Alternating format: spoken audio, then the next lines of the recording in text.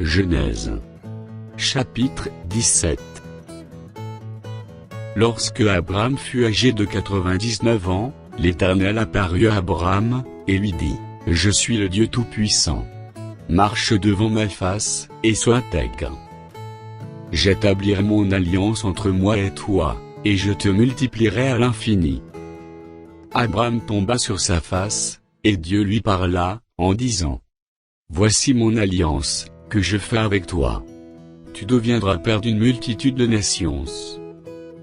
On ne t'appellera plus Abraham, mais ton nom sera Abraham, car je te rends père d'une multitude de nations. Je te rendrai fécond à l'infini, je ferai de toi des nations, et des rois sortiront de toi.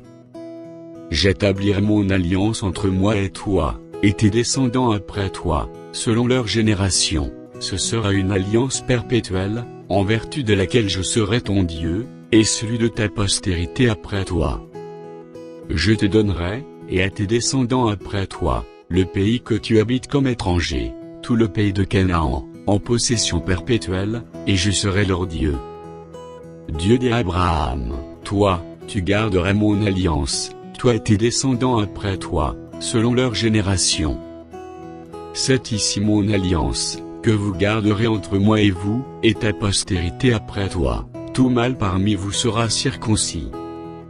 Vous vous circoncirez, et ce sera un signe d'alliance entre moi et vous. À l'âge de 8 jours, tout mâle parmi vous sera circoncis, selon vos générations, qu'il soit né dans la maison, ou qu'il soit acquis à prix d'argent de tout fils d'étranger, sans appartenir à ta race.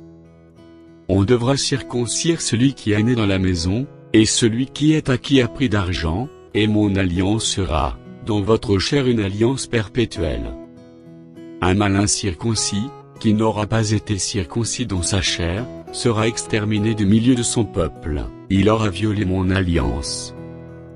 Dieu dit à Abraham, tu ne donneras plus à Saraï, ta femme, le nom de Saraï, mais son nom serait Sarah.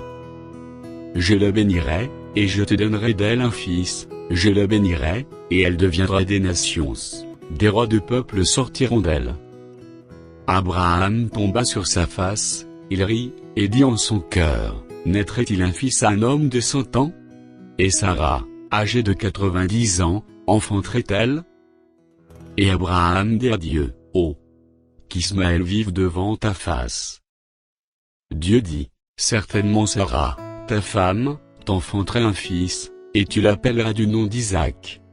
J'établirai mon alliance, avec lui comme une alliance perpétuelle, pour sa postérité après lui. À l'égard d'Ismaël, je t'ai exaucé. Voici, je le bénirai, je le rendrai fécond, et je le multiplierai à l'infini, il engendrera 12 princes, et je ferai de lui une grande nation. J'établirai mon alliance avec Isaac, que Sarah t'enfantera à cette époque-ci de l'année prochaine. Lorsqu'il eut achevé de lui parler, Dieu s'éleva au-dessus d'Abraham. Abraham prit Ismaël, son fils, tout ce qui était né dans sa maison, et tous ceux qu'il avait acquis à prix d'argent, tous les mâles parmi les gens de la maison d'Abraham, et il les circoncit ce même jour, selon l'ordre que Dieu lui avait donné. Abraham était âgé de 99 ans, lorsqu'il fut circoncis. Ismaël, son fils, était âgé de 13 ans, lorsqu'il fut circoncis. Ce même jour, Abraham fut circoncis, ainsi qu'Ismaël, son fils. Et tous les gens de sa maison, nés dans sa maison, ou acquis à prix d'argent des étrangers, furent circoncis avec lui.